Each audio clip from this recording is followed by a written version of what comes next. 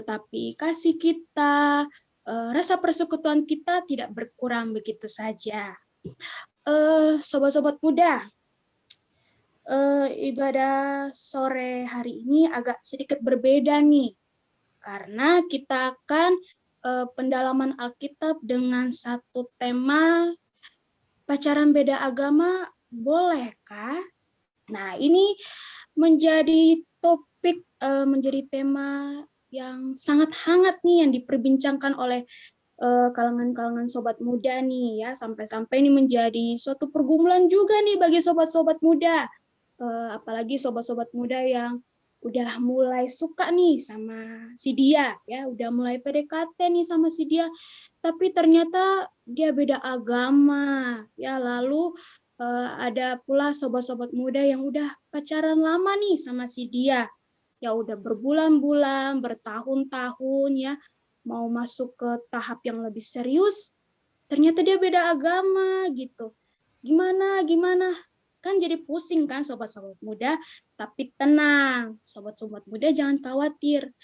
Tema hari ini nanti akan dibahas selengkapnya oleh Ibu Pendeta Helen Ruth Manuro. Jadi pendalaman Alkitab ini kita juga bisa saling diskusi ya, saling tanya jawab. Jadi buat sobat-sobat muda yang merasa ragu-ragu, merasa cemas, takut dalam berelasi ataupun menjalin hubungan nih dengan teman-teman kita yang beda agama, jangan malu untuk bertanya, jangan malu untuk menjawab ataupun memberikan kesaksian. Oke, sobat-sobat muda. Halo. Iya, Kak. Oke. Nah,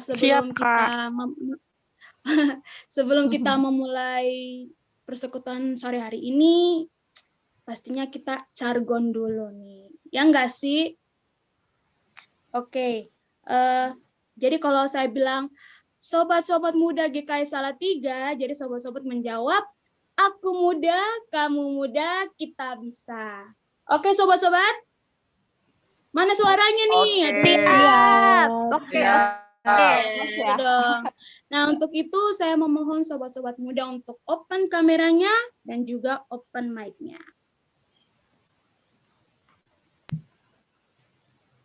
Aduh, yang lain nih belum ada yang open kamera nih. Aduh, gimana nih? Udah lihat wajah cantik gantengnya. Aduh. Mana nih? Oh, kayaknya udah semua nih. Oke. Sudah siap sobat-sobat? Ya. Sudah. Sobat muda GKI Salatiga, Aku muda, kamu muda, kita bisa. Yeay. Baik, terima kasih sobat-sobat muda. Nah, kan kalau begini kelihatannya meyakinkan begitu kalau bahwa sobat-sobat ini udah sangat excited nih, udah bersemangat, udah mempersiapkan diri dan hati untuk mengikuti ibadah persekutuan ini. Nah, untuk itu tiba saatnya bagi kita untuk memulai ibadah kita dengan mengangkat pujian dari PKJ 13, Kita Masuk Rumahnya.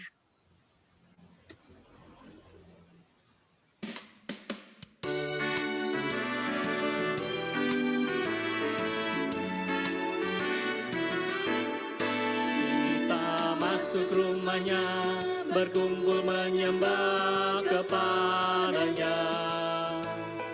Kita masuk rumahnya, berkumpul menyembah kepadanya. Kita masuk rumahnya, berkumpul menyembah kepada Kristus. Menyembah Kristus Tuhan. Lupakanlah dirimu, arahkan hatimu kepadanya. Lupakanlah dirimu, arahkan hatimu kepadanya. Lupakanlah dirimu, arahkan hatimu kepada Kristus. Menyembah Kristus Tuhan.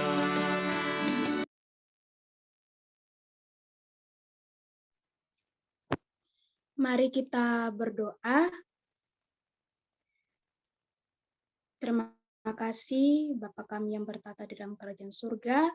Kami mengucap syukur buat kasih dan kemurahan Tuhan karena masih memberikan kesempatan bagi kami untuk sama-sama berkumpul dan juga bersekutu pada ibadah sore hari ini ya Bapa.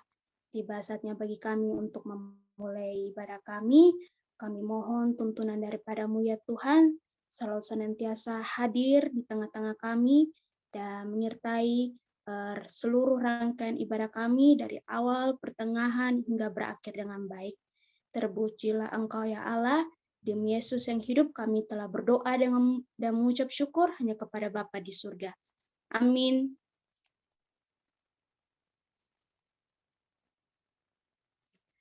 Baik, kita akan masuk ke dalam pendalaman Alkitab yang nanti akan disampaikan oleh Ibu Pendeta Helen. Namun sebelumnya, mari kita sama-sama mengangkat pujian Janjimu Seperti Fajar.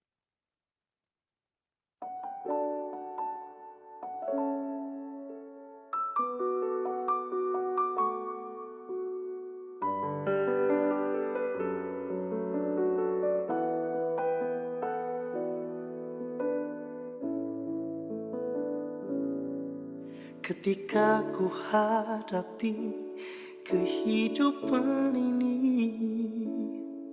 jalan mana yang harus ku pilih? Ku tahu ku tak mampu, ku tahu ku tak sanggup. Hanya Kau Tuhan tempat jawabanku. Aku pun tahu ku tak pernah sendiri, sebab Engkau Allah yang menggendongku. Membelaiku, cintamu memuaskanku. Kau mengangkatku ke tempat yang tinggi. Janjimu seperti fajar pagi hari, dan tiada pernah terlambat bersinar. Cintamu seperti sungai yang mengalir, dan ku tahu betapa dalam kasih-Mu.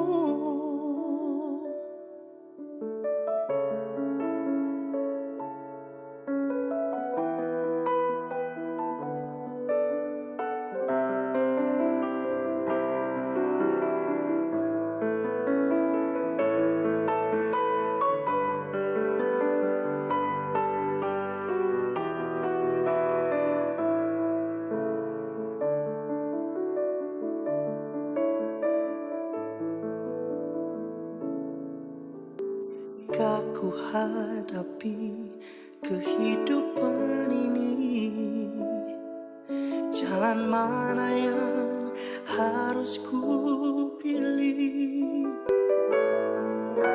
Tahu ku tak mampu, ku tahu ku tak sanggup. Hanya Kau Tuhan tempat jawabanku. Aku pun tahu ku tak pernah sendiri,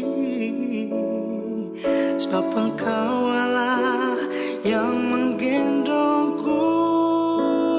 Tangan-Mu membelaiku, cintamu memuaskanku.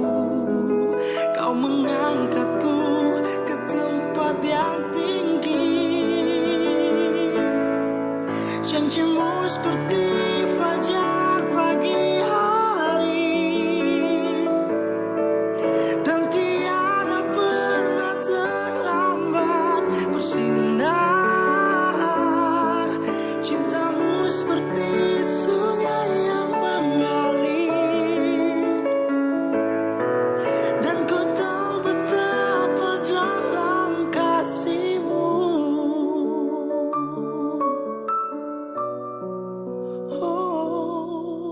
dan ku tahu betapa dalam kasih-Mu.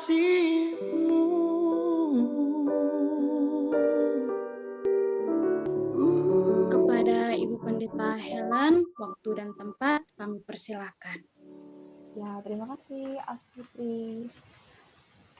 Selamat sore Sobat Muda. Sore. Sore. Ya, saya boleh share ini ya.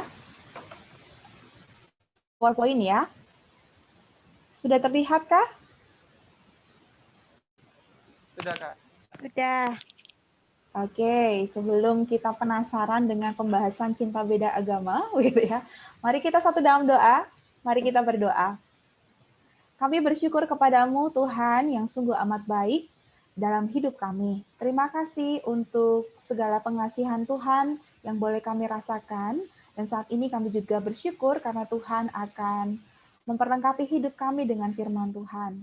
Tuhan yang menyertai setiap kami anak-anak-Mu di tempat kami masing-masing, dengan Roh Kudus-Mu untuk menolong kami dengan hikmat Tuhan, memikirkan pikiran-pikiran yang seturut dengan kehendak Tuhan. Tolong kami Tuhan, supaya kami tidak salah untuk bisa memahami firman Tuhan. Dan kami juga boleh mewujud nyatakan apa yang baik yang seturut dengan kehendak Tuhan. Di dalam nama Tuhan Yesus Kristus, Tuhan juga mau memberkati peralatan yang kami gunakan untuk ibadah dan juga terkhusus dalam firman Tuhan yang akan kami dengarkan. Dalam nama Tuhan Yesus kami berdoa. Amin. Sobat muda yang dikasih Tuhan Yesus Kristus, adakah dari antara kita yang punya permasalahan ini? Pernah jatuh cinta ya? Pernah ya? Jatuh cintanya dengan orang yang beda apa? Beda lawan jenis ya? Beda lawan jenis, silakan. Beda suku, beda agama pernah? Atau sedang ada yang saat ini sedang bergumul tentang ini? Kalau ada coba angkat tangan. Nggak ada ya? Ada.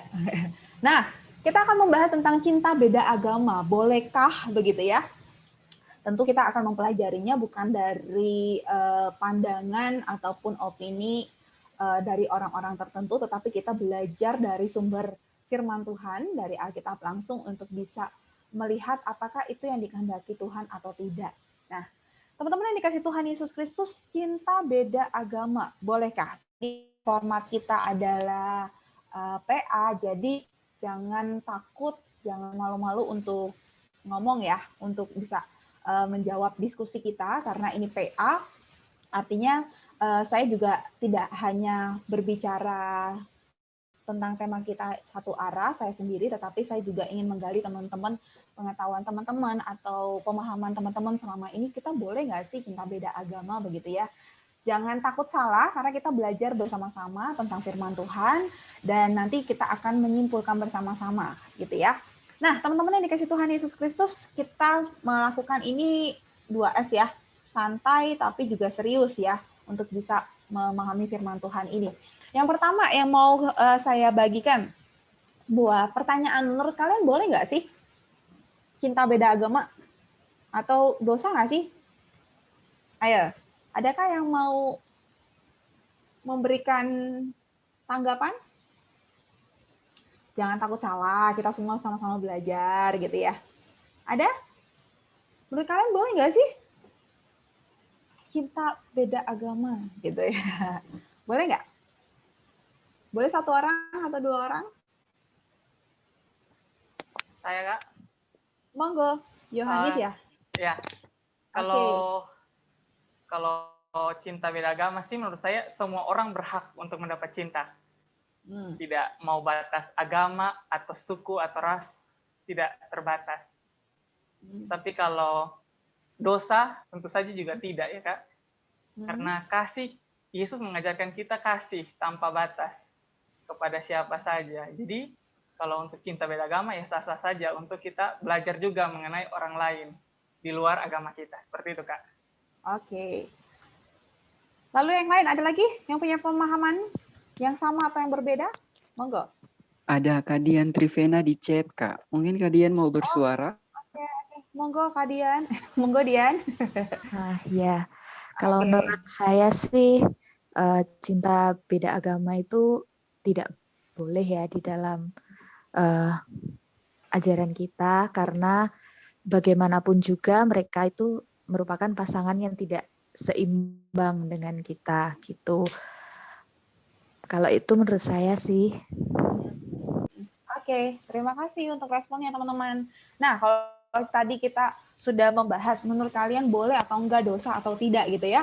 Nah, sekarang pertanyaan kedua, kalau tujuannya untuk penginjilan boleh enggak kira-kira? Istilahnya kristenisasi gitu ya. Karena kita beda agama nih, saya Kristen, dia bukan Kristen ya. Saya sih berharap suatu saat nanti dia bisa jadi Kristen, mengenal Tuhan. Boleh nggak?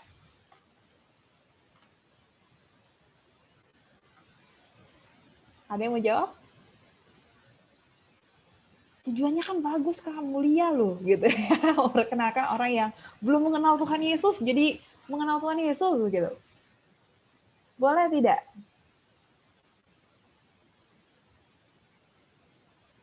Atau langsung? Oh, iya. Siapa yang mau jawab tadi? Saya Juna, Kak.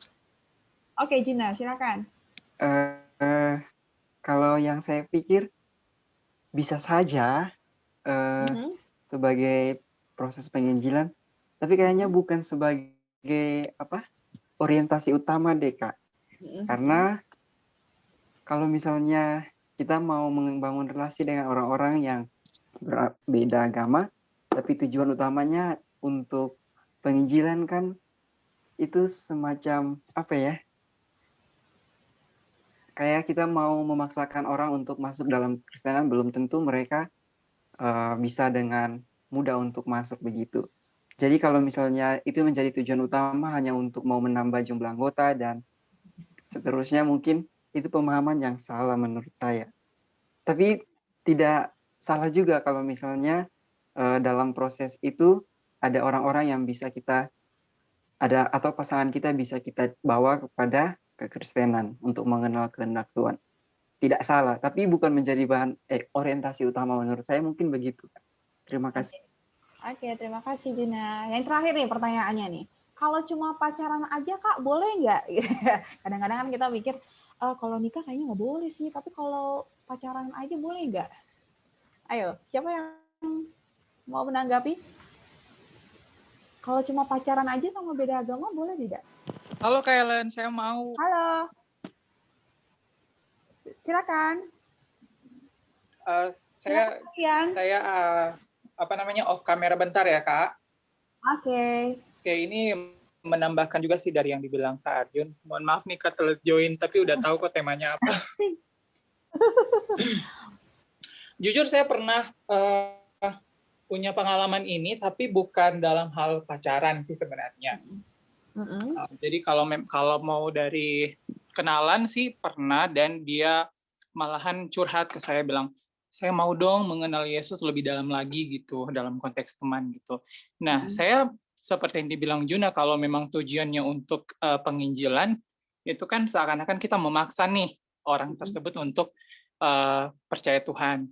Nah, kalau saya tidak salah, dalam kepercayaan kita itu bukan mengkristenisasi orang gitu. Namun kita menjadi berkat bagi orang lain dari tutur kata kita, perbuatan kita. Jadi dengan sikap dan tingkah laku seperti itu kan kita udah mencerminkan nih ya sebenarnya bagaimana profil atau attitude dan behavior seorang Yesus Kristus dari diri kita gitu. Nah, kalau mau dibawa dalam konteks kalau cuma pacaran aja sih, kalau dari saya nih ya Kak, kalau memang cinta kenapa tidak gitu kan. Kalau memang mau komitmen dua-duanya beda-beda, itu dikembalikan lagi dari kedua pasangan tersebut. Tapi yang saya lihat juga realitanya di Indonesia ada yang malahan dari saudara-saudara kita nih, mohon maaf ya saudara-saudara kita yang Muslim juga punya suami Kristen mungkin gitu ya. Dia malah menerima Kristus gitu sebagai juru selamat dia, karena mungkin dia lihat dari suaminya tadi. Suaminya punya attitude and behavior yang saling mengasihi satu sama lain, kemudian dia menunjukkan bagaimana dia merepresentasikan apa yang dia sudah pelajari gitu mungkin selama dia mengenal Kristus, itu yang dia lakukan. Nah, jadi mungkin dari citra atau citra sih, maksudnya dari attitude and behavior seorang yang mencerminkan Kristus itu yang membuat mungkin orang itu menerima Kristus gitu loh. Jadi seperti itu sih Kak. Kembali lagi ke kita sebagai anak Tuhan, bagaimana kita menunjukkan gitu ya, bagaimana kasih, bagaimana itu saling peduli dan tidak memandang siapapun. Itu sih kalau dari saya. Kalau sedikit melenceng, mohon maaf. Terima kasih, saya Sofian Doinga. Oke, terima kasih Sofian. Ada lagi teman-teman yang mau speak up?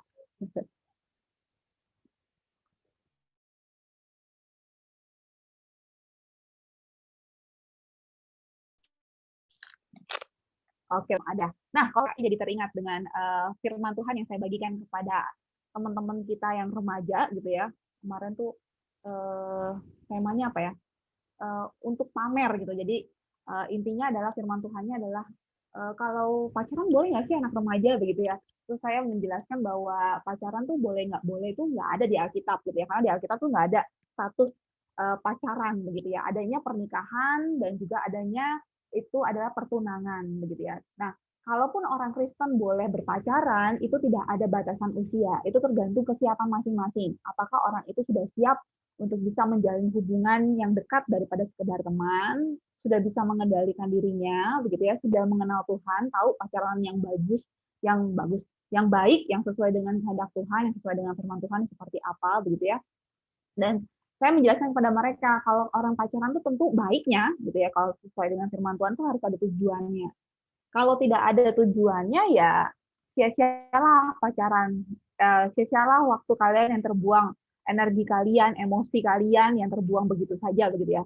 Nah, normalnya orang pacaran itu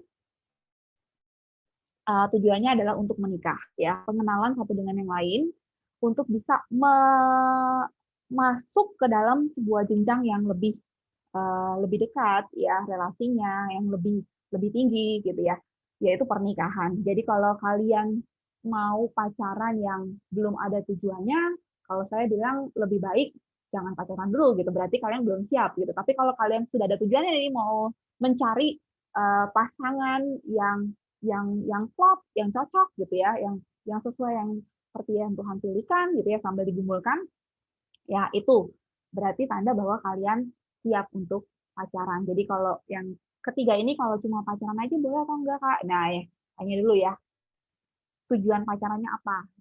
Jangan sampai kita menyia-nyiakan waktu kita, menyia-nyiakan energi kita, menyia-nyiakan diri kita, karena orang yang namanya cinta, kalau putus pasti sakit, kalau beneran cinta ya, kalau nggak cinta beda lagi begitu ya. Jadi kita harus tahu dulu tujuan kita pacaran apa. Nah, teman-teman yang dikasih Tuhan Yesus Kristus dalam perjanjian lama dan perjanjian baru juga banyak ayat-ayat yang menjelaskan tentang beda pernikahan atau perkawinan yang beda ya. Di dalam perjanjian lama khususnya Ulangan 7 ayat 3 sampai 4 dikatakan janganlah juga engkau kawin mengawin dengan mereka, anak perempuanmu janganlah kau berikan kepada anak laki-laki mereka ataupun anak perempuan mereka jangan kau bagi anak laki-lakimu, sebab mereka akan membuat anakmu laki-laki menyimpang daripadaku sehingga mereka beribadah kepada Allah lain. Maka murka Tuhan akan bangkit terhadap kamu dan ia akan memunahkan engkau dengan segera. Jadi ternyata di dalam perjalanan kehidupan bangsa Israel, pernikahan atau perkawinan beda agama, beda suku, beda bangsa itu sudah terjadi. Itu sudah menjadi sebuah pergumulan yang sejak dulu gitu ya terjadi gitu. Dan di dalam Ulangan ini adalah sebuah firman Tuhan yang mengingatkan kepada bangsa Israel yang ketika mereka berperang melawan bangsa lain yang tidak mengenal Tuhan, Tuhan mengingatkan bahwa jangan sampai kamu mengambil pasangan dari mereka ya yang tidak mengenal Allah, ataupun kamu memberikan anakmu perempuan kepada mereka, ataupun kamu mengambil anak perempuan mereka kepada kamu ya diambil sebagai menantu begitu ya. Tidak boleh. Kenapa? Di sini dengan tegas dikatakan bahwa nanti anakmu begitu ya akan menyimpang daripadaku sehingga mereka beribadah kepada Allah lain. Jadi kekhawatiran Allah adalah ini nih, bangsa Israel sudah dikasihi Allah, akan mendapatkan keselamatan, begitu ya, sudah dirancangkan kehidupannya sedemikian rupa baik, ya, keselamatan akan diberikan. Jangan sampai hanya karena kawin-mengawin dengan orang yang tidak mengenal Allah, kamu kehilangan itu semua, gitu ya. Jadi tujuannya adalah supaya tidak jauh daripada Allah.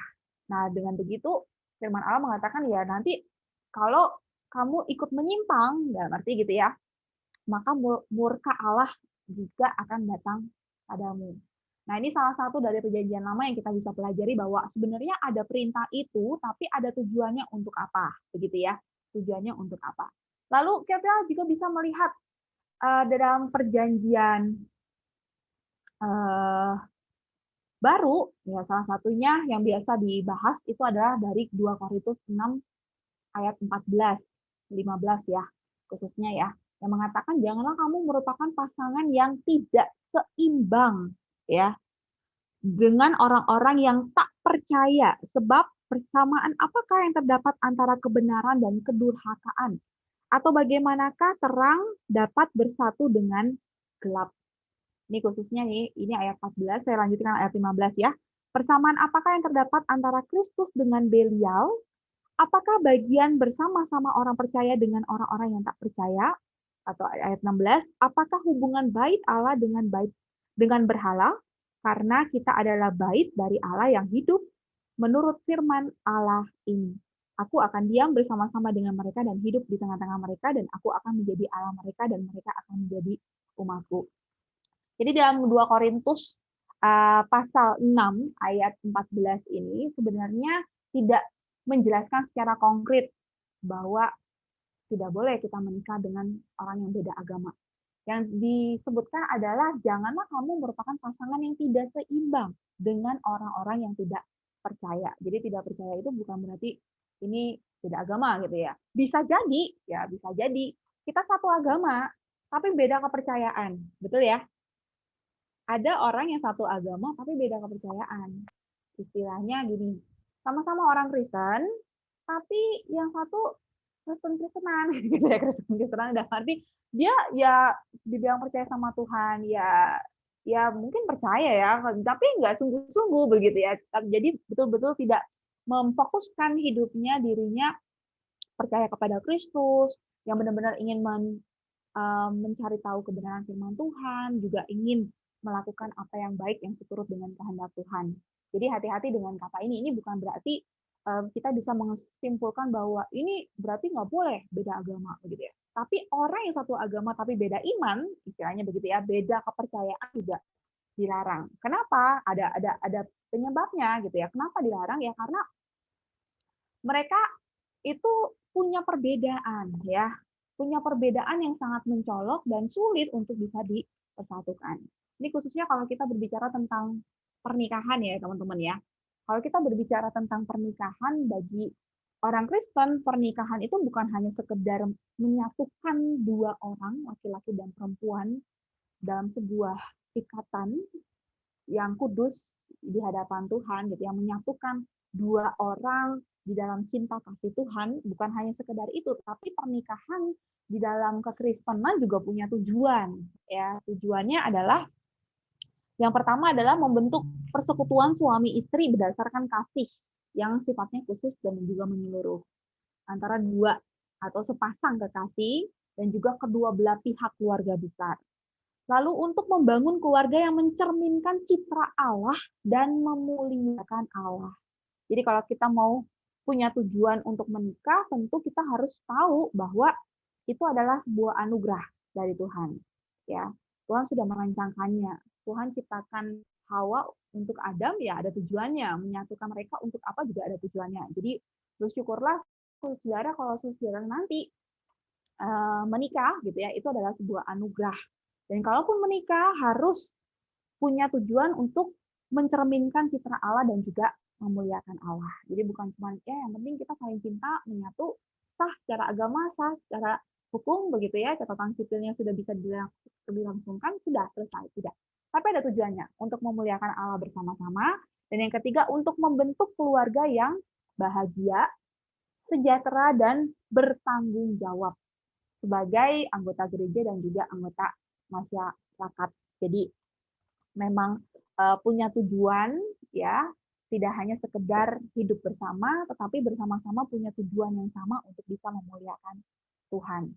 Jadi kalau kita tahu sebuah kebenaran, lalu pasangan kita tidak memahami seutuhnya kebenaran itu, ya agak sulit untuk bisa membangun rumah tangga yang utuh gitu ya, yang baik gitu ya. Istilahnya kalau saudara adalah sebuah kapal, pernikahan itu adalah sebuah kapal, tentu nakodanya satu, nggak bisa dua. Kalau dua ya nanti yang satu pinginnya ke kiri, yang satu nakoda yang satu ke kanan, ya bingung kapal itu mau kemana gitu, ke kiri apa ke kanan gitu ya. Kalau saudara lihat apa namanya ya pastilah gitu ya, kendaraan mobil ataupun motor pasti pengendaranya cuma satu ya, supirnya cuma satu ya, yang bisa mengendalikan cuma satu orang, karena kalau dua orang ya bingung nanti itu kendaraannya mau seperti apa gitu ya.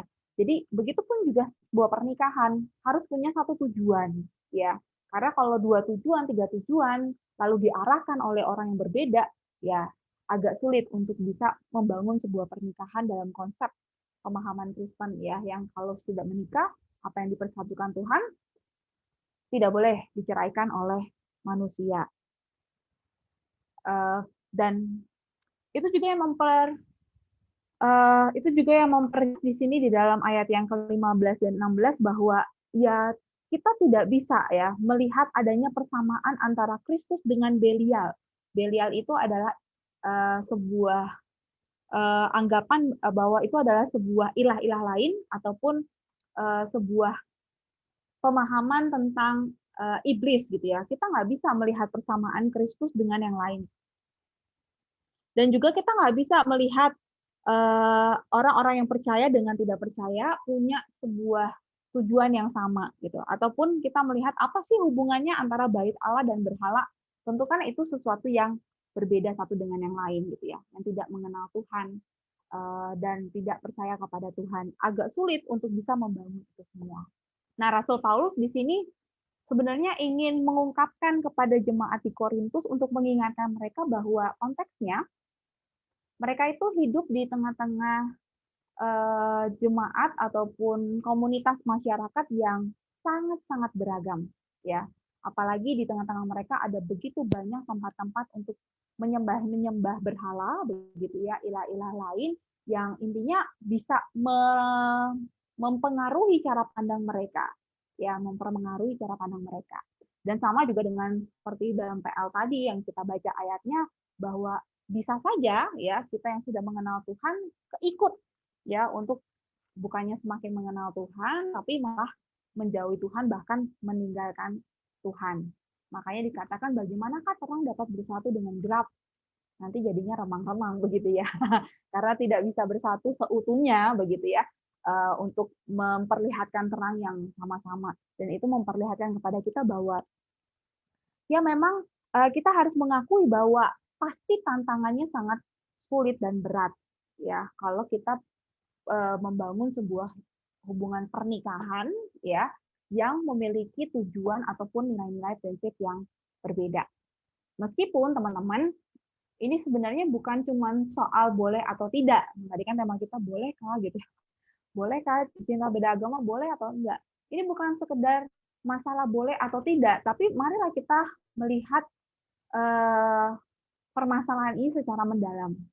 Pertama, alasan kenapa Tuhan melarangnya. Lalu yang kedua juga kita bisa melihat apa yang menjadi pergumulan yang dialami oleh beberapa orang yang mengalami pernikahan beda agama. Nah, di sini saya mau memberikan kita sama-sama mau lihat ada sebuah video yang saya lihat di YouTube ya tentang cinta beda agama. Kita bisa lihat bersama-sama ya teman-teman ya. Belum di-share. Sudah kelihatan belum? Ini masih PPT, Bu. Masih PPT. Oh, masih PPT. Sorry. Saya stop dulu. Oke.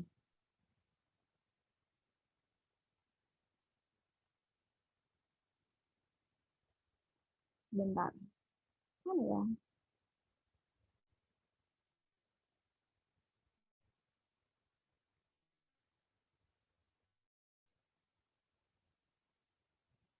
Share screen.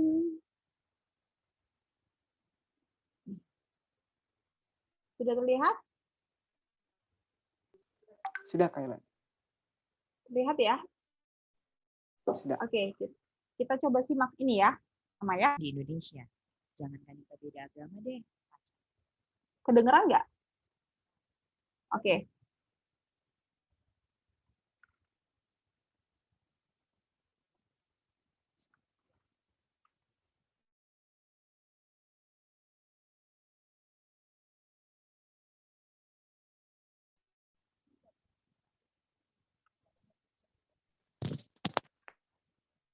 Saya dengar suaranya kecil, Kak Helen.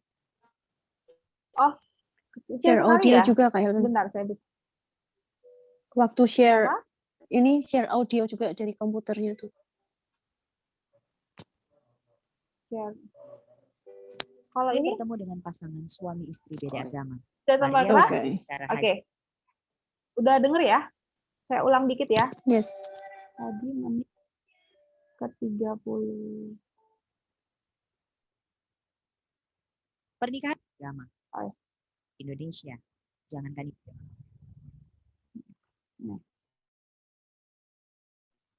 Pernikahan beda agama menjadi suatu hal yang diperdebatkan di Indonesia. Jangankan nikah beda agama deh, pacaran beda agama aja bisa jadi persoalan besar. Banyak hal memang yang menjadi variabel dalam rumitnya nikah beda agama. Mulai dari aturan dalam beragama, restu orang tua, stigma publik, hingga perkara administrasi, mengingat hukum di Indonesia enggak mengakomodir pernikahan beda agama. Pernikahan beda agama di Indonesia menjadi polemik tersendiri karena enggak diatur jelas dalam undang-undang. Untuk menjawab rasa penasaran gue bertemu dengan pasangan suami istri beda agama, Maria Francisca Rahajeng Jiwa Paranita dan Deden Hari Firmansyah. Ajeng beragama Katolik, sementara Deden seorang Muslim. Tanpa restu orang tua Deden, keduanya nekat di Jakarta tahun 2015. Kajeng, Mas Deden, kalau boleh tahu nikahnya udah berapa lama? Berapa lama? Apal nggak? 3 tahun kan nih? Iya kan? Tahun 2015 kita nikah. September 26. Alhamdulillah ingat. Tapi sempat awal waktu mau nikah gitu, mau serius kan, ada mungkin beberapa pasangan yang kayak mikir, gue pengen nikah, cuman konflik batin karena misalnya dia tahu ajaran agamanya ngomong apa, terus ada banyak faktor gitu, misalnya kayak harus cari restu orang tua yang gak gampang kan kalau misalnya kita mau menikah beda agama gitu. Kalau berdua emang cenderung smooth, kalau dari pribadi sendiri apa gimana? Kalau gue sih lebih gini ya, gue percaya semua agama tuh mengajarkan hal yang baik. Terus ya udah kita menjalani pernikahan itu kan bukan sesuatu yang buruk kan, itu sesuatu yang baik. Menurut gue ya udah kita jalan aja, dan kuncinya satu sih nggak ikut campur masalah pribadi masing-masing, karena bukan masalah pribadi ya. Menurut gue ketika agama itu kan adalah hubungan pribadi lo dengan Tuhan kan, ya udah hubungan pribadi sama Tuhan gitu, nggak ada orang lain yang bisa ikut campur. Mungkin lebih ke Deden sih. Ya kalau gue kan latar belakangnya keluarganya cukup religius ya keluarga gue, dan memegang teguh ajaran agama Islam, dan Ajeng bukan pernikahan pertama gue, pernikahan kedua itu apa ya, kayak merasa wah gini kayak ngomong ke orang tua gue, ngomong ke keluarga, sampai akhirnya udahlah gue laki dan juga masih aman buat nikah tanpa wali atau keluarga. Gue pikirnya oke lah bisa. Jadi gue nggak ngomong ke keluarga kalau gue akan nikah, tapi ngomong ke abang gue sih. Tapi abang gue bilang gue nggak bisa jadi wali lo, ya gue cuma tahu aja dan gak ada pretensi apa buat kayak ngejegal gue nikah sama Ajeng sih waktu itu. Jadi alhamdulillah sih smooth waktu pernikahan sama Ajeng. Emang di awal gue sempet mikir, aduh gimana ya nanti nikah beda agama, kalau punya anak gimana agamanya akan jadi apa anak gue nanti, ada kayak gitu. Kalau tadi bilang kan sebelum menikah dan saat menikah nggak ngomong secara jujur ke orang tua, artinya tanpa pengetahuan orang tua gitu kalau menikah beda agama. Terus sekarang gimana, udah Sekarang udah bilang dan penerimaannya ya cukup drama ya. Gue nangis, bokap gue marah, dan sampai sekarang pun masih belum bisa ngobrol lagi sama bokap gue. Kayak kalau nyokap namanya ibu ya, mungkin beda lah. Dia ngandung gue 9 bulan, ya sempat sedih sih dalam arti ya gue ngerasa dia kecewa dengan keputusan gue kan. Tapi lebih ke ya ini keputusan gue. Sampai sekarang sih dia masih ngobrol sama gue, masih waktu kemarin gue sakit dia masih nemenin di rumah sakit segala macam. Ya walaupun sampai sekarang dia masih mempertanyakan kenapa gitu sih. Tapi ya itu gue bilang ya ini jalan yang gue pilih. Mikirnya ya sedih banget ya. Maksudnya sedih dalam arti ya gue tahu dia kecewa, mereka kecewa, tapi ya ini udah gue jalanin sekarang.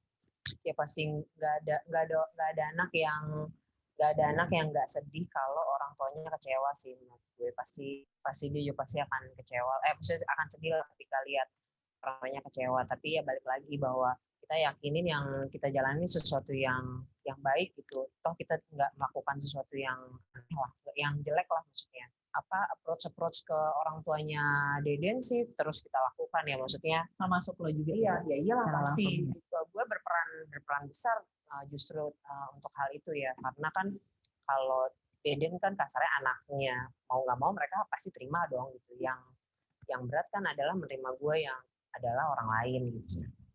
Tapi itu balik lagi sih, itu kan resiko yang harus gue ambil ya. Ketika gue memilih pasangan beda agama, terus dengan kondisi keluarganya tidak menerima itu dengan baik, ya itu gue ambil aja gitu. Ya udah, itu resiko yang harus gue ambil.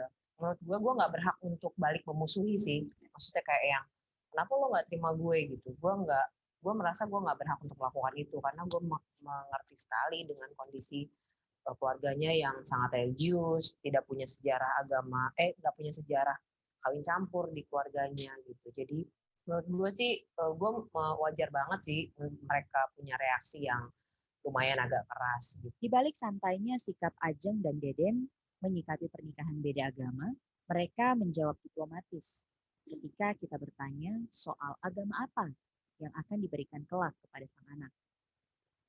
Berbeda dengan Ajeng dan Deden, bisa dibilang tekanan justru datang dari luar, misalnya keluarga. Udah sempat ada pembicaraan nggak sih antara lo berdua? Kalau sekarang kan dalam posisinya belum punya omongan, belum punya anak, tapi udah ada kesepakatan belum? Kalau misalnya nanti udah punya anak, kira-kira akan dikasih agama apa? Anak itu kan harus dikasih agama ketika dia sekolah, karena kan Indonesia tuh terbiasa dengan labeling, begitu ngisi identitas, agamanya apa. Paling mungkin harus menentukan di masa ketika dia belum bisa menentukan gitu. Apa namanya, dan itu buat gue sih nggak masalah, mau itu ditulis Islam kayak, mau ditulis Kristen kayak, Katolik, even dia di luar itu pun gue juga nggak masalah. Kalaupun itu mau ditulis misalnya Buddha, Hindu, gue nggak masalah gitu. Tapi yang penting adalah gue harus mengajarkan dia bahwa agama tuh ada banyak, dan apapun agama lo, apapun pilihan lo, ya itu nggak masalah gitu. Bukan dijadikan alasan untuk lo membeda-bedakan orang, mendiskreditkan orang misalnya, atau menjadikan itu sebuah halangan lo untuk bersosialisasi dengan orang lain, menurut gue itu sih. Jadi ya paling itu semasa sebelum dia bisa memilih, ya kita harus memilih sih, dan kita nggak pernah ada masalah itu mau kita pilihin apa, mau ditulis apa, itu kayaknya itu nggak jadi masalah buat kita. Akan jadi masalah itu dari pihak luar justru. Dari orang tua aja, dari orang tua gue misalnya, anak lu gimana nanti gitu kan ya. Kok anaknya nggak dikasih, kok anaknya nggak Islam, nggak diajarin ngaji misalnya, kok anaknya nggak dibaptis gitu ya. Sampai ada apa ya, gue nggak tahu ini disebutnya apa ya, tapi dari pihak keluarga bilang ya itu kenapa keguguran 2 kali, karena tidak agama sih. Iya benar, kayak gitu, sampai kayak gitu. Aduh, nyesek juga dan sih. Itu jadi pukulan lumayan nih buat dia. Apa sih kayak gitu dibawa ke agama. Kadang-kadang yang kayak gitu yang bikin ya susah sih ya. Kadang-kadang orang kalau udah kesel begitu orang ketimpa masalah, bukan jadi mendukung, malah jadi kayak tukan gitu. Mungkin gara-gara itu gitu. Oke, teman-teman, saya stop share ya, karena saya hanya ingin menampilkan tentang pergumulan atau permasalahan orang yang menikah dengan beda agama gitu ya. Jadi bukan hanya sekedar ya cuma beda agama saja gitu ya. Jadi ya sudah, tidak apa-apa. Tidak seperti itu. Tapi kehidupan pernikahan tuh lebih kompleks gitu ya. Dan di situ kita bisa melihat bahwa oh ternyata bukan hanya sekedar ya sudah beda agama, kamu dengan agamamu, saya dengan agamaku, sudah selesai gitu. Tapi yang namanya pernikahan tentu lebih daripada itu ya. Ada tantangan di mana kalau menikah itu bukan cuma dua orang dipersatukan, tetapi dua belah pihak keluarga yang dipersatukan untuk bisa saling mengasihi satu dengan yang lain. Jadi tantangannya ya bisa dengan aturan agama, beda agama tentu ibadahnya berbeda.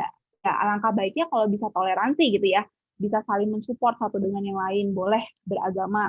Tapi ada kalanya pandangan ataupun aturan tentang beribadah misalkan itu berbeda-beda yang harus kita selami, mengenal pasangan kita kalau beda agama seperti apa sih ibadah bagi dia, jam berapa saja dia harus ibadah atau hari apa saja dan lain sebagainya.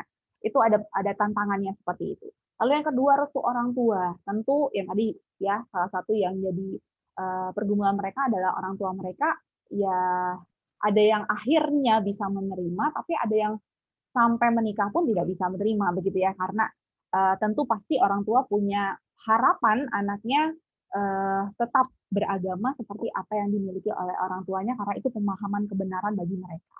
Lalu ada konflik batin itu tentu ya, itu digumulkan dari pacaran mungkin sampai dengan menikah dan sampai seumur hidup ya. Kalau seumur hidup pernikahan itu ya mungkin punya pergumulan tersendiri ya tentang masa depan keluarganya yang tadi saya bilang tidak mungkin satu perahu dengan dua nahkoda itu tidak mungkin, pasti harus memilih salah satu. Misalkan tentang anak bagaimana, nanti agamanya seperti apa? Kalau tadi jawabannya ini tidak, ini contohnya kan Katolik dengan Islam. Ini saya tidak dengan sengaja memilih itu, tapi ini memperlihatkan saja ya salah satu contoh tentang agama Katolik dengan Islam yang sebenarnya tidak jauh beda gitu ya, Kristen dengan Islam atau Kristen dengan agama yang lain. Kalau ditanya anaknya bagaimana ya nanti terserah anaknya, biarkan dia memilih. Nah, bagaimana anak bisa memilih kalau tidak tahu yang mana yang plus minusnya dari setiap agama begitu ya. Bagaimana anak bisa dengan sendirinya memilih ya memang betul bahwa setiap warga negara punya kebebasan untuk bisa memilih agama, tetapi kalau tidak ada yang mengarahkan tentu dia juga tidak akan tahu yang mana yang baik untuk dia. Dan sebagai orang Kristen tentu kita juga tahu ya, kalau firman Tuhan mengatakan bahwa Yesus berkata, akulah jalan dan kebenaran dan hidup. Akulah jalan dan kebenaran dan hidup, tidak ada seorang pun yang datang kepada Bapa kalau tidak melalui aku gitu ya. Jadi kita percaya bahwa Tuhan Yesus itu adalah jalan kepada Bapa. Kita tidak akan mendapatkan keselamatan dia di dalam Tuhan Yesus Kristus. Ya, kalau kita mau anak-anak kita selamat gitu ya, istilahnya ya kita harus kenalkan itu pada Tuhan Yesus supaya dia tidak jauh daripada keselamatan yang dianugerahkan kepada kita setiap orang yang percaya. Lalu ada juga pergumulan tentang stigma publik ya. Tentu di Indonesia itu masih sesuatu hal yang tidak biasa. Terus ya pasti ada saja pandangan-pandangan itu tuh dua orang yang beda kok jadi satu, kok mau, kok bisa dan lain sebagainya. Terus tentang administrasi secara hukum juga tidak mudah karena tidak setiap daerah di Indonesia memperbolehkan itu. Biasanya sih mereka selalu mengatakan kalau catatan sipil itu satu agama nggak gitu ya. Bisa nggak disahkan oleh agama yang dipercaya gitu ya. Bisa diterima agama atau tidak. Kalau tidak bisa dilakukan secara catatan sipil. Makanya tidak heran orang yang menikah beda agama itu biasanya menikahnya di luar negeri gitu ya. Tapi beberapa kota di Indonesia bisa. Ini karena kita mengacu pada Undang-Undang Perkawinan tahun 1974 yang mengatakan perkawinan adalah sah apabila dilakukan menurut hukum masing-masing agamanya dan kepercayaannya itu. Jadi kalau tidak diakui oleh agamanya, tidak bisa dilaksanakan secara agama, catatan sipilnya susah begitu ya untuk bisa diproses ataupun diurus. Nah, tapi ada beberapa kota yang memang memperbolehkan. Yang saya tahu itu misalnya Jogja, lalu Salatiga juga ternyata bisa begitu ya. Yang dilakukan oleh Percik beberapa tahun belakangan. Ini bukan mempromosikan ya, cuma sepengetahuan saya bisa dilakukan antara Kristen dan Islam ya di Percik gitu ya bisa bisa difasilitasi istilahnya begitu untuk bisa dilakukan pernikahan beda agama. Nah, terus bagi kita GKI, boleh nggak pernikahan beda agama? Kalau Katolik dengan Protestan boleh nggak? Boleh nggak teman-teman?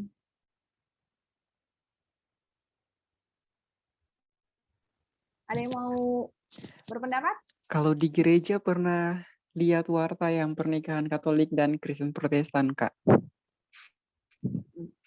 Ya, kalau boleh ada di warta berarti boleh dong ya. Gitu ya.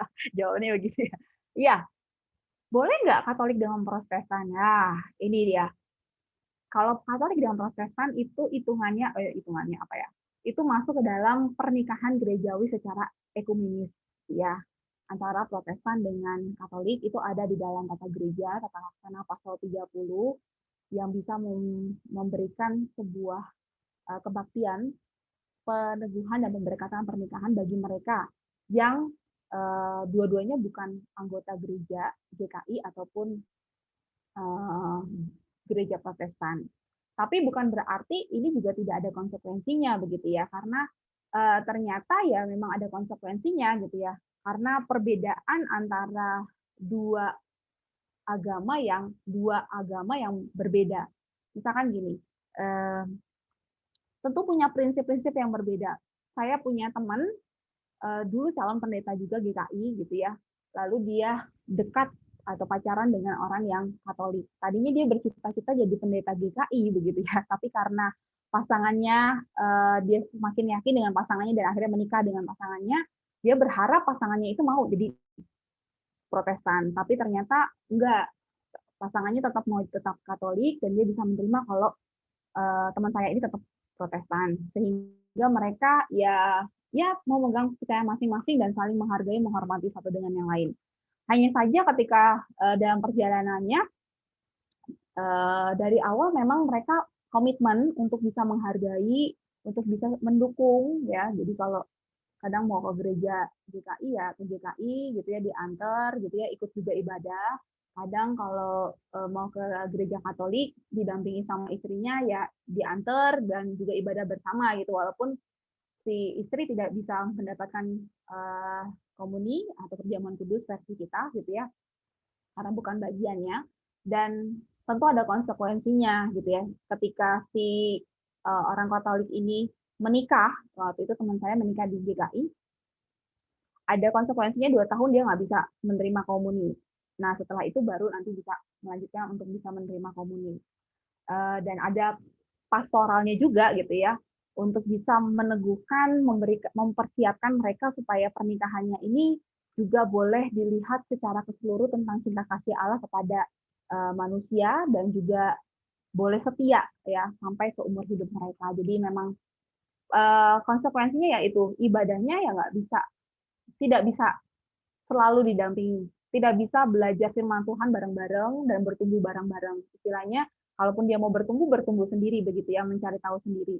Dan tentang anak juga ya harus didiskusikan, anaknya mau ikut Katolik atau Protestan gitu. Nah, dalam pembicaraan mereka cerita katanya mau ikut GKI gitu ya, mau ikut Protestan, ya tidak tahu nanti perjalanannya seperti apa. Karena sampai saat ini mereka belum punya anak dan ada juga konsekuensi yang lainnya selain ya di awal-awal ditentang oleh orang tua dan lain sebagainya. Nah, tentang pernikahan dengan beda agama, boleh nggak? GKI ini termasuk yang dapat bisa melayani pernikahan beda agama. Jadi acuan pernikahan gerejawi yang dengan ketentuan khusus di dalam tata gereja dan tata laksana pasal 30. Jadi sebenarnya tidak menganjurkan gitu ya. Kami justru mengimbau kita harusnya sesama seiman ya, yang mengenal Tuhan Yesus, yang percaya dengan Tuhan. Tapi kalaupun gitu ya, ada di mana GKI melihat kasus-kasus yang terjadi dalam realita, ada orang-orang tertentu yang akhirnya mau tidak mau menikah dengan beda agama.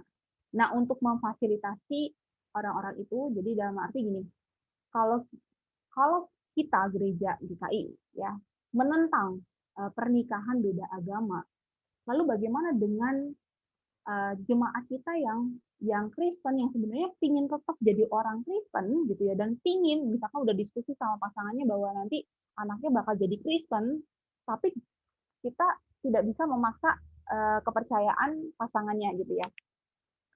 Jangan sampai mereka yang tadinya sebenarnya percaya sama Tuhan, terus akhirnya meninggalkan Tuhan karena gereja menolak dengan hal itu. Jadi ini istilahnya adalah kasus khusus ya, dengan ketentuan khusus, dan tentunya ada prosedur dan persyaratan yang harus dilakukan, yang harus dijalani untuk bisa mendapatkan peneguhan dan pemberkatan pernikahan ini. Nah, salah satunya adalah pastoral ya, harus ada pastoral di mana sebenarnya ini bukan serta-merta dari awal GKI memperbolehkan, tetapi dalam perjalanannya ketika melihat ada kasus-kasus tertentu yang membutuhkan jawaban gitu ya oleh gereja, bagaimana gereja menolong ya, menolong orang-orang yang mau tetap percaya pada Tuhan Yesus, tetapi dia mau tidak mau ya menikah dengan orang yang berbeda agama. Jadi harus ada pastoral terlebih dahulu, yang artinya adalah untuk mempersiapkan mereka tentang konsep nilai kekristenan, tentang apa itu keluarga, bagaimana itu rumah tangga, apa itu pernikahan, karena tentu pasti beda agama itu juga mempengaruhi beda kehidupan gitu ya, beda nilai-nilai, beda prinsip ya, dan beda banyak hal. Contoh, saya percaya bahwa setiap agama pasti mengajarkan segala sesuatu yang baik, betul ya? Setiap agama pasti mengajarkan yang baik, tapi baiknya baik seperti apa? Itu tentu beda-beda, gitu ya. Misalkan, ya setiap agama sih memandang pernikahan itu bukan sesuatu yang salah, yang jelek, tetapi sesuatu yang baik, buah anugerah, begitu ya. Tapi bagaimana pernikahan itu dipandang kalau orang Kristen misalkan, sekali seumur hidup, ya istilahnya tidak ada perceraian. Tapi ada agama-agama tertentu yang memperbolehkan adanya perceraian, begitu ya. Nah, kalau kita menikah dengan orang yang beda agama, beda konsep, beda prinsip, beda nilai, bagaimana kita bisa memperjuangkan itu sendirian? Misalkan pasangan kita adalah agama yang memperbolehkan perceraian. Kalau ini konflik nih kita di dalam perjalanan kehidupan pernikahan, kita konflik, kita terus berjuang untuk tidak bercerai. Tapi pasangan kita, ya nggak apa-apa sih kalau bercerai gitu ya. Jadi agak sulit bagi kita untuk bisa tetap mempertahankan kehidupan rumah tangga itu. Atau contoh, kalau kita kan termasuk yang kalau pernikahan itu ya sekali seumur hidup, tidak ada perceraian gitu ya berharapnya. Lalu kita juga menikah dengan satu orang begitu ya, tidak ada istilahnya poligami ataupun poliandri gitu ya. Lalu kita di dalam kehidupan pernikahan kita setia gitu ya, kita menjaga ketulusan kesetiaan kita dengan pasangan kita, tapi ternyata pasangan kita tidak bisa melakukan hal yang sama gitu ya, dan itu artinya nanti akan ada konflik baru yang harus kita hadapi bersama-sama dengan pasangan. Jadi memang harus kalaupun GKI memfasilitasi, menolong orang-orang tertentu yang memang dalam hal ini khusus gitu ya, menikah dengan beda agama, tapi paling tidak sebelum menikah mereka dipersiapkan, dalam arti perbedaan-perbedaan itu adalah kenyataan yang harus mereka hadapi, lalu bagaimana pandangan mereka tentang pernikahan itu juga harus disatukan, nilai-nilainya, prinsipnya, dan lain sebagainya. Dan ini juga pernah dilakukan oleh GKI, ya. Jadi contoh konkret, si A ini, si perempuan ini Kristen Protestan, lalu si B ini Konghucu, ya. Lalu mereka minta untuk bisa diberkati di gereja. Tentu ada prosedurnya yang tadi pastoral untuk mempersiapkan mereka untuk membangun kehidupan pernikahan yang baik, yang tentunya harus dijalankan sesuai dengan firman Tuhan, gitu ya.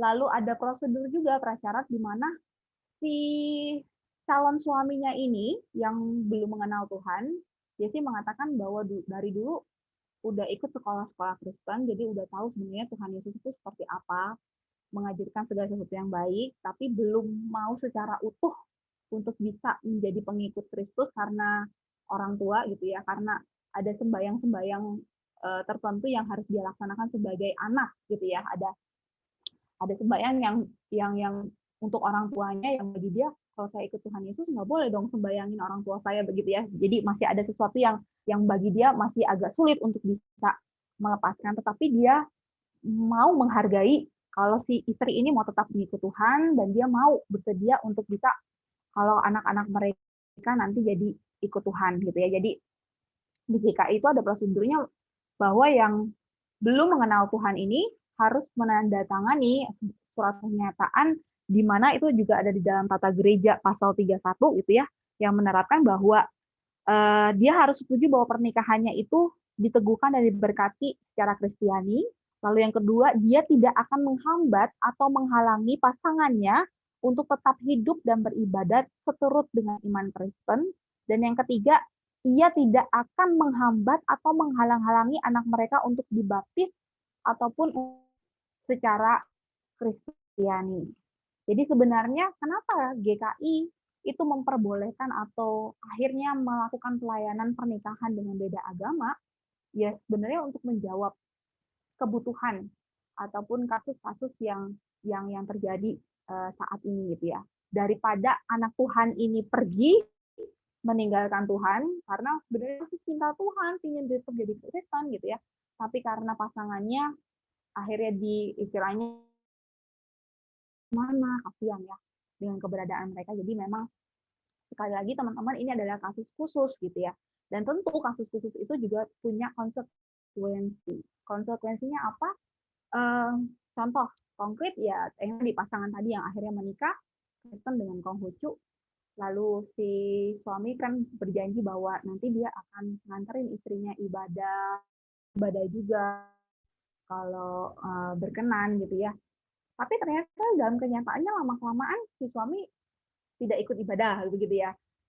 Dan lama-kelamaan si istri juga punya istilahnya dilema atau ketakutan sendiri kalau suatu saat si suami bilang anak kamu nggak boleh Kristen gitu. Apa yang harus dilakukan begitu ya. Jadi ada konsekuensi ketakutan dilematis ataupun pemikiran-pemikiran yang ya gitu ya. Belum lagi dia berpikir saya kan mencintai suami saya nih. Kalau saya sih udah kenal Tuhan, percaya Tuhan, dapat keselamatan dari Tuhan Yesus. Tapi suami saya kan belum seutuhnya nih begitu ya. Kalau di dunia ini saya mencintai dia dengan tulus, saya melayani dia dengan tulus, saya ingin dia bahagia, saya ingin dia punya kehidupan yang lebih baik. Kok habis hidup di dunia ini, kok rasanya saya nggak tega ya melihat dia tidak mendapatkan keselamatan seperti apa yang saya dapatkan gitu ya. Misalnya kan pasti kita inginnya orang yang kita cintai kasih itu punya kehidupan yang lebih baik gitu ya di dunia ini ataupun nanti setelah kita mengakhiri hidup di dunia ini. Saya tidak bisa membayangkan kalau gini, saya punya suami nih, saya sudah punya suami gitu ya. Suatu hari nanti suami saya ketika meninggal nggak masuk surga tapi masuk neraka gitu ya kan kayaknya gimana ya, kita pasti punya pergumulan tersendiri ya. Wah iya nih, nanti kalau suami saya masuk neraka gimana ya gitu ya. Pasti kita tidak menginginkan hal itu. Berharapnya ya kalau kita hidup bahagia, saling membahagiakan di dunia ini ya nanti ketika selesai hidup di dunia ini ya kita tetap sama-sama bertemu lagi dan bahagia bersama di sana begitu ya. Jadi ada pengharapan ya tentang keselamatan yang juga didapatkan oleh orang yang kita kasihi. Jadi ada pertentangan seperti itu. Jadi memang ada konsekuensi dari setiap keputusan yang kita ambil. Tapi ya kalau kita melihat ada plus dan minus antara itu, tentu kita harus mengatakan bahwa lebih baik, ya alangkah lebih indah, alangkah lebih baik kita hidup dalam sebuah cinta kasih dengan orang yang juga mengenal Tuhan, seiman. Jadi bukan cuma seagama, tetapi seiman, percaya kepada Tuhan Yesus. Punya tujuan, punya visi misi yang sama, punya konsep berpikir tentang keluarga atau pernikahan yang sama dengan Tuhan, ya. Karena kita hidup di dunia ini kan bukan cuma untuk ya selesai kuliah, sukses, jadi orang yang bisa mencapai cita-cita, bukan hanya sekedar itu. Kita sebagai pengikut Kristus punya tujuan lain yaitu untuk bisa memuliakan Tuhan. Justru itu yang paling utama yang kita kerjakan di dalam kehidupan kita. Muliakan Tuhan dulu, baru kita kejar cita-cita kita sambil minta berkat Tuhan dan juga penyertaan Tuhan supaya kita bisa mencapai apa yang kita inginkan. Jadi sekali lagi GKI, gitu ya, Gereja Kristen Indonesia, tidak melarang, tapi mengimbau kepada anggota jemaat untuk boleh mencintai, gitu ya, ataupun menikah dengan yang sama-sama mengenal Tuhan Yesus seiman.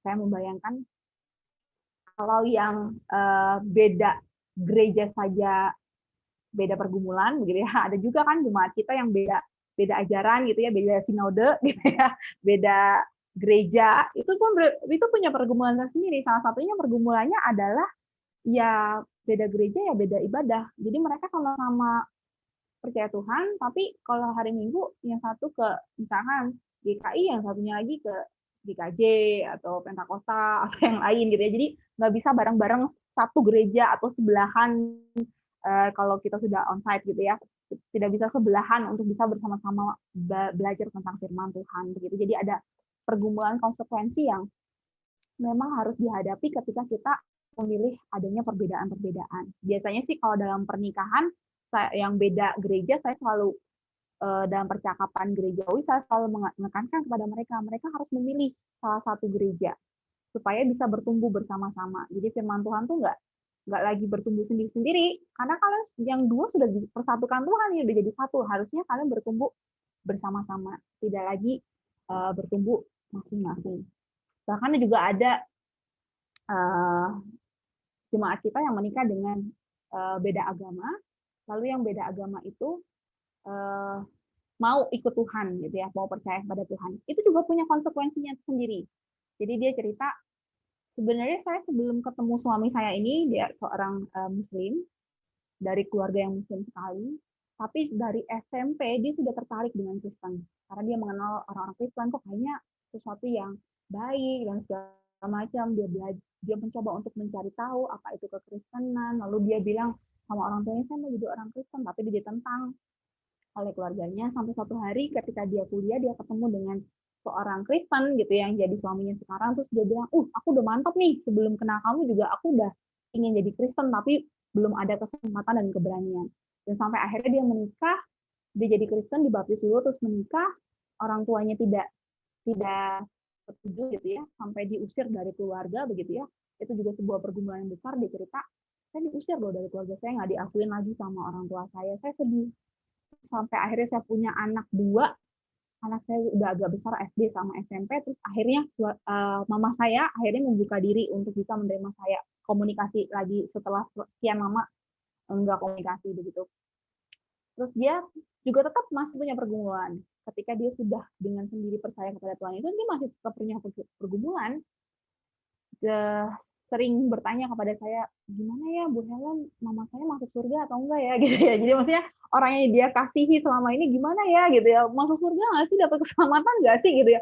Jadi memang punya dilema atau pemikiran-pemikiran yang beda gitu. Jadi memang ya sangat problematik gitu ya, penuh dengan perjuangan, penuh dengan banyak hal yang harus dipikirkan ulang. Jadi memang kita selalu mengatakan bahwa baiknya seiman, supaya kita punya tujuan yang sama dalam sebuah keluarga, pernikahan, punya harapan yang sama sesuai dengan firman Tuhan.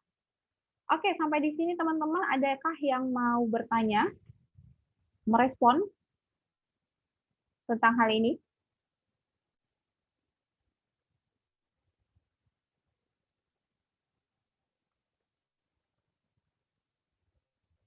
Ada? Sudah jelas ya? Saya tidak menganjurkan loh. Nanti dikira, GKI boleh nih, wah boleh berarti gitu ya. Tidak. Baiknya tidak, karena jangan menyusahkan diri sendiri ya teman-teman. Karena kita tadi lihat ya, bukan hanya sekedar beda agama, tetapi ini tentang keselamatan, ini tentang keturunan kamu gitu ya, anak-anak kamu, nanti kamu mau bawa seperti apa, kamu mau ajarkan yang bagaimana, ini tentang keluarga besar kamu, dan ini tentang konsekuensi untuk tantangan-tantangan berikutnya yang akan kita hadapi.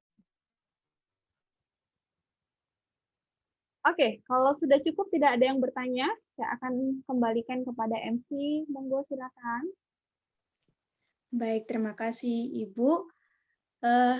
Tiba saatnya bagi kita untuk masuk ke dalam doa syafaat.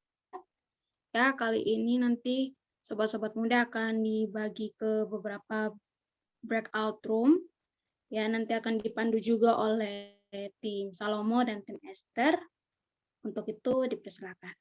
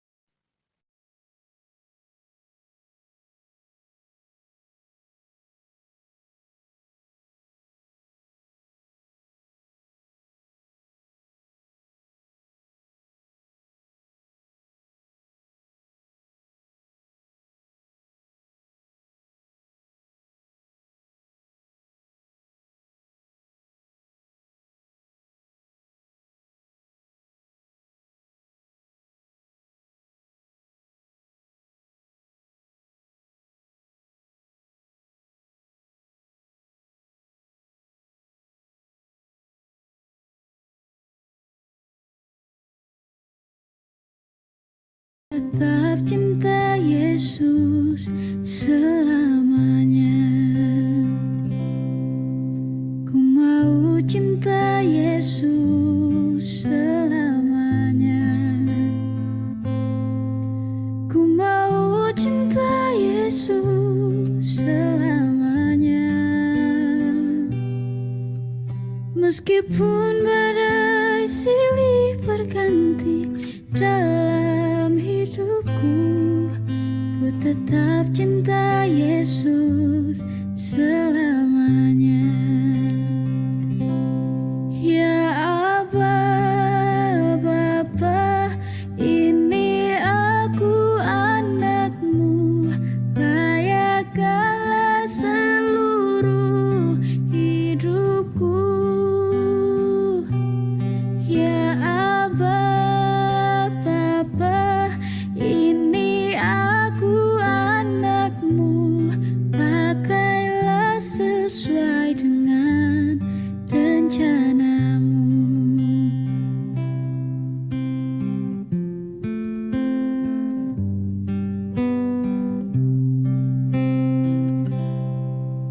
Ku mau cinta Yesus.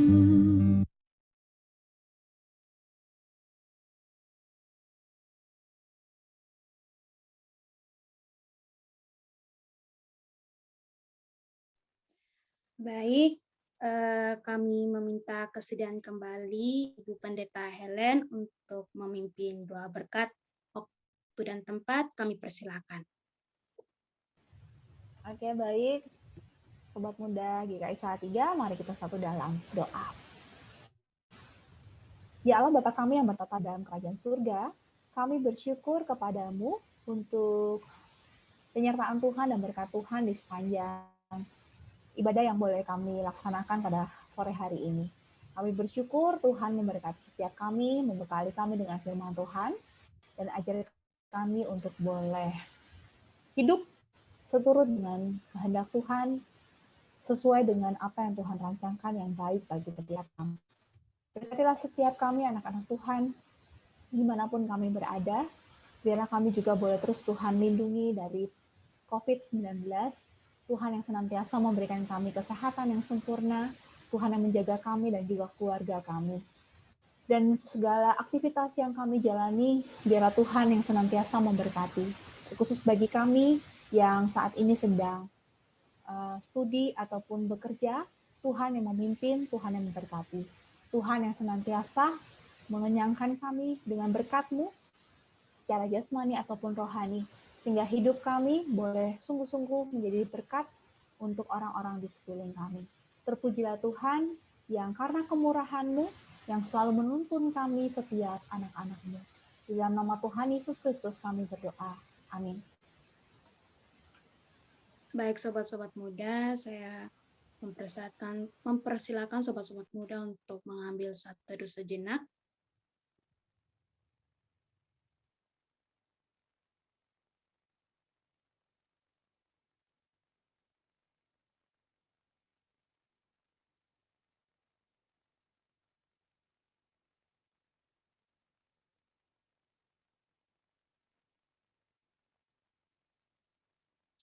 Baik, tiba saatnya bagi kita untuk mendengar warta soda yang akan disampaikan oleh BPH. Waktu dan tempat saya persilakan. Shalom semua, di sini saya akan membacakan warta Sobat Muda, mewakili pengurus Komisi Pemuda GKI Salatiga dan segenap Sobat Muda. Kami mengucapkan terima kasih kepada Pendeta Helen Ruth Manurung yang telah membawakan pelayanan firman pada hari ini. Kiranya Tuhan Yesus memberkati dalam setiap usaha, pekerjaan, pelayanan, keluarga, serta apapun yang dilakukan. Kami juga mengucapkan terima kasih kepada Penatua Gita Hastuti yang telah berkenan menjadi majelis pendamping dalam persekutuan hari ini. Kiranya Tuhan Yesus senantiasa memberkati dalam setiap hal yang dilakukan. Dan kami juga mengucapkan terima kasih kepada Sobat Muda yang telah bergabung dalam persekutuan hari ini. Kiranya Tuhan Yesus memberkati kita semua dan sampai jumpa dalam persekutuan minggu depan. Lalu yang selanjutnya,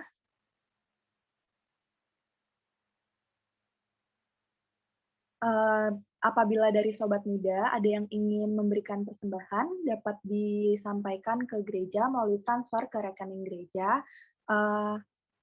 Nomor rekening sudah tersedia, bisa di-screenshot. Nah, angka terakhir bisa memakai angka 4 sebagai tanda bahwa persembahan adalah dari Sobat Muda.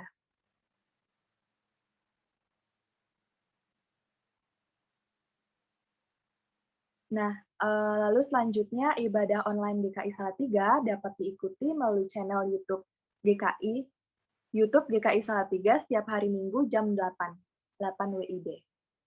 Dan juga kebaktian pemuda serta remaja GKI dilaksanakan setiap hari Minggu dan dapat diakses melalui kanal YouTube Ignat GKI mulai pukul 10 WIB. Lalu persekutuan Soda minggu depan, 27 Februari 2021, akan dilaksanakan juga melalui Zoom, dan kode meetingnya nanti akan dibagikan melalui grup WhatsApp dengan tema Toxic Relationship. Dan kode meetingnya akan dibagikan 1 jam sebelum persekutuan. Sangat diharapkan kehadiran Sobat Muda dalam persekutuan minggu depan ya.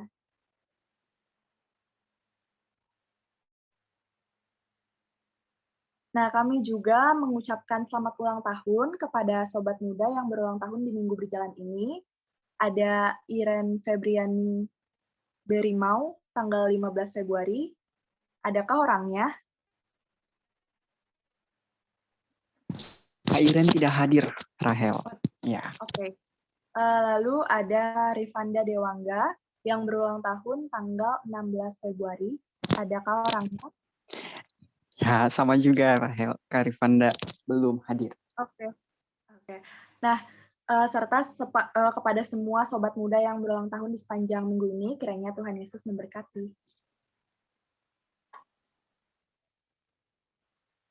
Lalu ada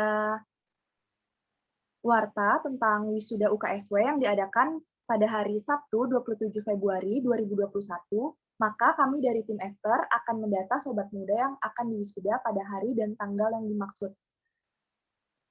Ada linknya yang sudah tertera, dan juga nanti akan di-share melalui grup Soda GKI Salatiga. Bagi Sobat Muda yang akan diwisuda, mohon perhatiannya untuk mengisi data di atas. Atas kerjasamanya diucapkan terima kasih, dan selamat mempersiapkan diri untuk diwisuda. Tuhan memberkati. Nah, selama masa tanggap gawat darurat COVID-19, kita semua diharapkan turut berpartisipasi dalam upaya pencegahan penyebar luasan COVID-19. Mari sama-sama kita patuhi aturan pemerintah untuk membantu penanggulangan virus ini, sambil terus berdoa agar pandemi cepat berlalu. Nah, Sobat, demikian beberapa hal terkait mengenai warta Sobat Muda minggu ini. Informasi selengkapnya bisa ditanyakan melalui pengurus Komisi Pemuda atau follow Instagram @sodagki salatiga. Tuhan Yesus memberkati kita semua. Terima kasih Rahel, terima kasih Es Putri. Selamat malam minggu semua Sobat. Sobat-sobat muda. Terima kasih Sobat Muda. Terima kasih Sobat Muda. God bless you all. Terima kasih Kak Helen. Terima kasih. Terima kasih Kak Helen. Terima kasih Kak As Putri. Terima kasih ya. Terima kasih Mas Putri hari ini. Ramai ya. Salam sehat ya semua. Iya, sehat juga. Terima kasih Kak Helen. Terima kasih banyak. As 2 jam ya. Aku ikutan. Ersa udah mau nikah, Ersa? Serem banget tiba-tiba. Ersa udah mau nikah guys. Saya udah tanya kata Kisah udah tanya